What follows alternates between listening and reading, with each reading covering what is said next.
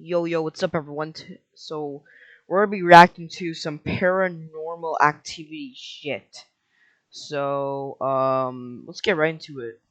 13 scary stories, 7 ghost stories, real stories, first-hand accounts of paranormal activity, my real-life scary stories, ghost stories.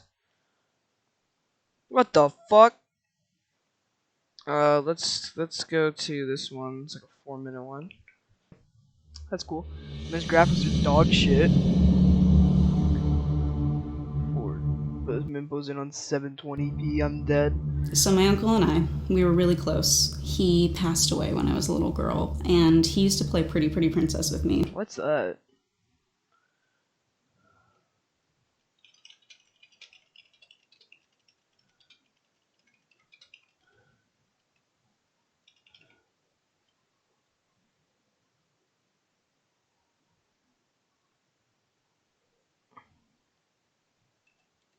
Maybe I just don't put the Pretty Princess is a board game for young children, ages 5 and up, with a fantasy / roleplay theme. It is produced by Winning Moves Games. Okay. Which has these little plastic rings that you wear during the game. Wow, now she explains it! And I loved this one ring, and when he passed away, I put it in his casket with him. And, you know, I did it during the funeral. Everyone saw it in there. And one day, a few weeks after the funeral, I woke up one morning and the ring that I put in his casket showed up on my nightstand. Okay. Sorry, I'm trying to crack my thumb because it's hurting as hell. No one had removed it from the casket. No one knew how it got there, but it was the exact same ring. Call the police. I mean, that's a reasonable thing. God damn it, this thumb won't crack! And I was little and I didn't think anything of it, but my mom swears up and down that it is the spookiest thing that's ever happened to her. I went hiking. Shiver me timbers, I'm shaking. One time with myself and 2 friends out west, and we drove about 2 hours to an off the beaten track kind of location. We hiked for the day, and then come the evening time when it was starting to get dark, we came across an abandoned logging camp, and we said we'd set up there for the night. We put up our tents, we lit a fire. It was so cold out. Yo, you guys put up a tent and a fire? And we had our jackets on and were bundled up trying to keep warm. Out of the darkness on this side, we all noticed a figure coming out. What really He's coming out? What is he, gay? struck us was straight away that he had no big clothing on. It was freezing out. We were all wrapped up. He was just in like a red plaid shirt, and he was carrying one of these old school tin lunch pails. What's a red plain shirt? And looked like he's from, say, the 1800s or something, and he just walked right through us, just right where we were camped. Didn't look at us. He continued on into the darkness on the other So, you guys didn't say anything? Alright.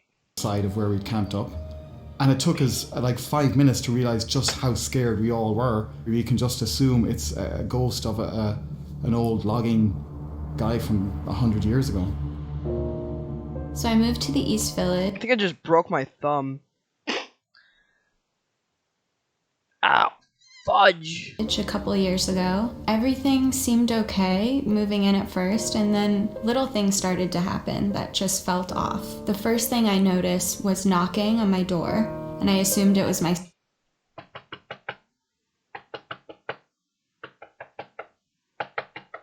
sister, so I'd walk over to the door and open it, and no one was there. That was something I always told myself, it's just the pipes, it's an old building, blame it on that. One day after work, I walked home and smelled a gas leak coming out of the apartment. My first instinct to run.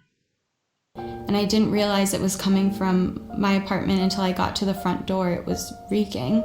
And I opened the door and ran over to the burners, which were all on in the same exact angle. And all the doors and windows were shut in the apartment, which I did not leave them that way. So it was very spooky, and I still live there. Okay. growing up, me and my sister, we shared a bedroom. One night in the middle of the night, I woke up, and in between our bed was this guy in a pinstripe suit standing Was he hot? there with a fedora and a briefcase. That's hot. And I was like, obviously assuming Wait, isn't that The Exorcist though? Hold on.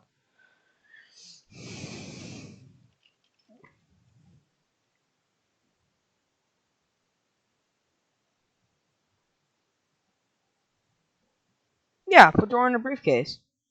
It's literally The Exorcist. God, this movie's hot. Yeah, it's literally The Exorcist. Fedora in a briefcase. Is that a briefcase? And whatever. that I'm having a dream or a nightmare, and he wouldn't turn or anything. He never looked. I never saw his face. I never looked at him, but he would just stare right out the window. And I threw the covers over my head and would freak out, and then I would fall back asleep.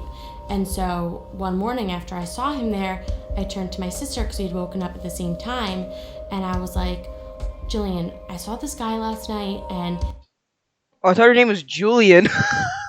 he was standing there with a pinstripe suit, and she was like, and a fedora and a briefcase.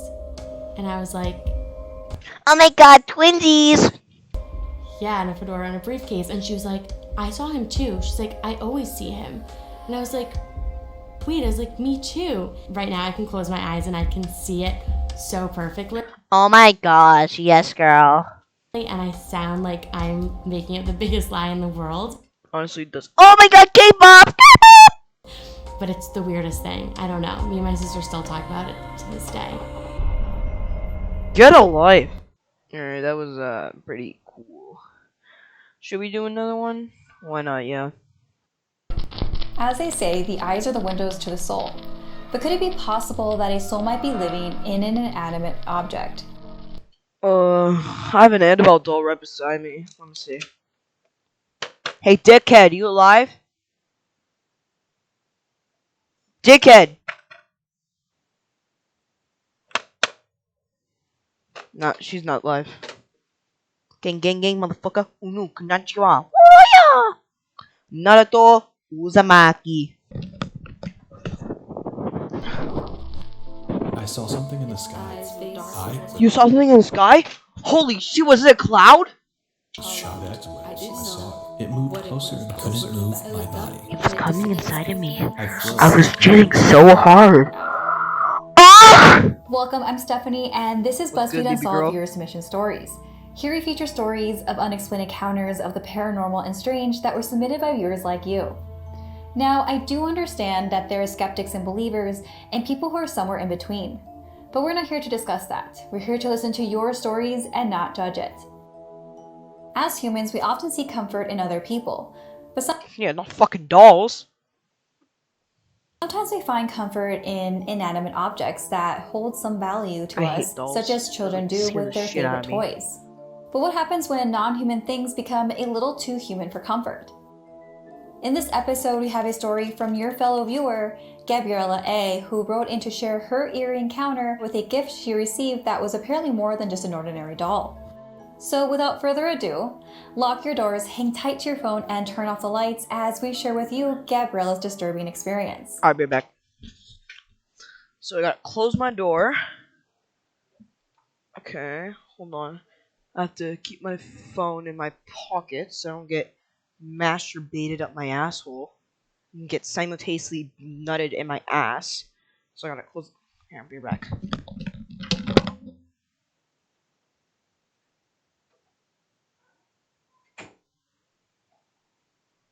I don't wanna close the lights, but like I'll put my drapes on so like it's a little bit darker. That's good. I'll be back.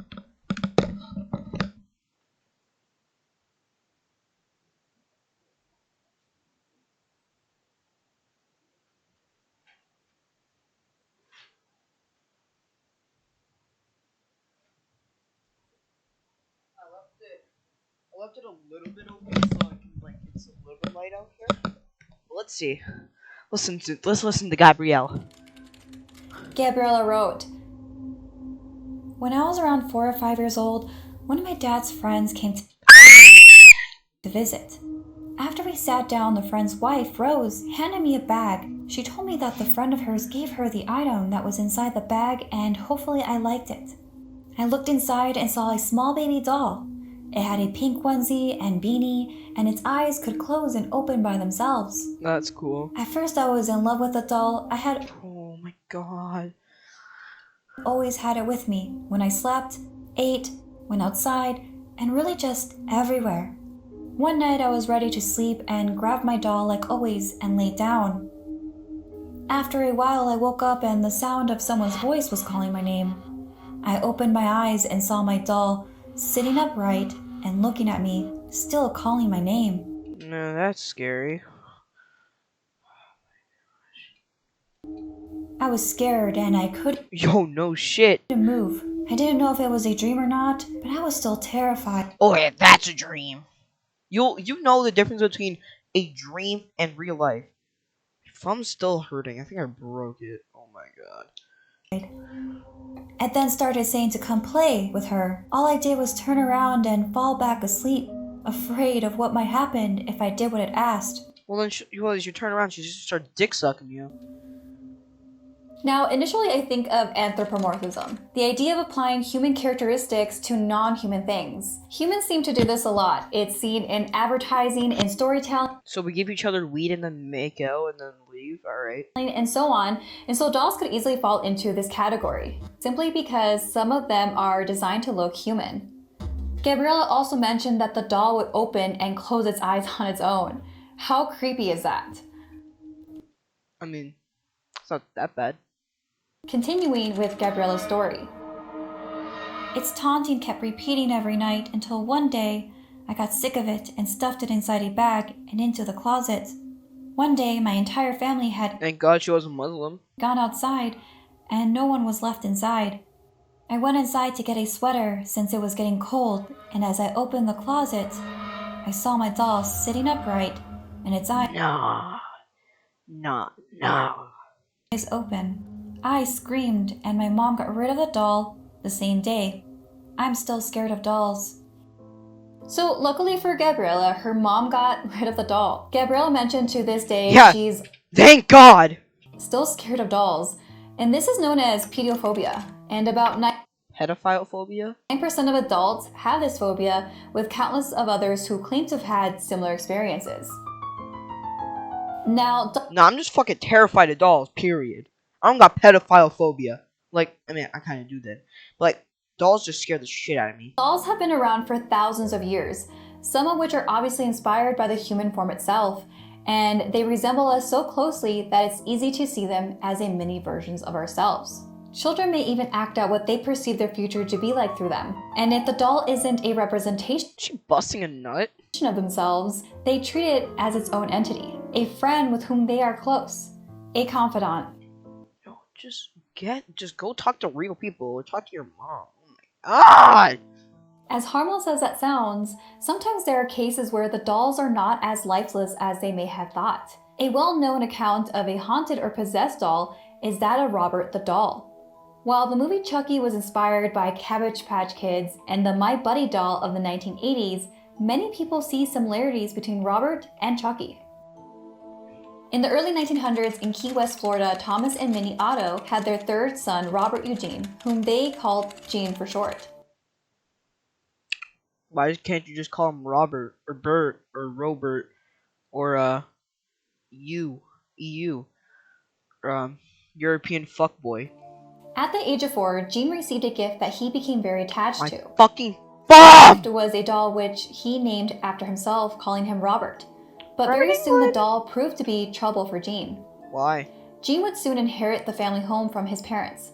His new bride Anne would soon move in and share the home with Gene and Robert. Gene, an artist, would spend his days painting in the home's turret where Robert was kept propped up in a window, and children would pass by the home and see Robert move from one side of the window to the other. Anne had such dislike for Robert that when Gene died and she leased the house, she required Robert to remain in a cedar chest in the attic. Tenants of the house would report hearing giggles and footsteps coming from the attic and would find Robert in places where they had not left him. In 1974, Myrtle Reuter purchased a home and with it inherited Robert. She remained his loyal caretaker for 20 years, taking him with her when she sold the house. However, in 1994, she donated him to a museum after reports of Robert moving on his own and locking her in a room.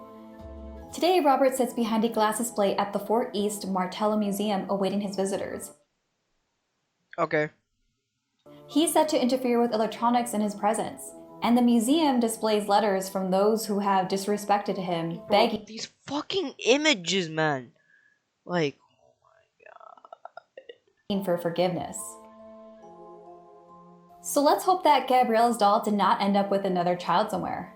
But in the event that it did, perhaps damn, I hope so. God damn. The dog gets executed. there's someone out there with more chilling stories to share. If you have a strange or paranormal experience that you would like to share with us, submit your story using the link in the video description below for your chance to have your story featured in a video like this. Until Why?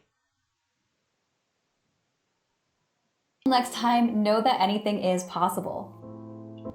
Can I be a witch? Wee wee. Alright, that was scary stories, paranormal shit. I don't even know anymore, man. Like, if you guys want to see me react to more paranormal stuff, because I actually really enjoy this. I'm pretty sure I enjoy this more than playing games, to be honest. Just reacting to scary stories and just giving my general reaction is honestly really sick. I really enjoy it. Oh yeah, and thank you for 11 subscribers. It's very sickle mode. And if you're not subscribed, just subscribe, man. Like, it's just a big red button at the bottom of the screen. Just press it, and then you're part of the cool gang. All right, peace.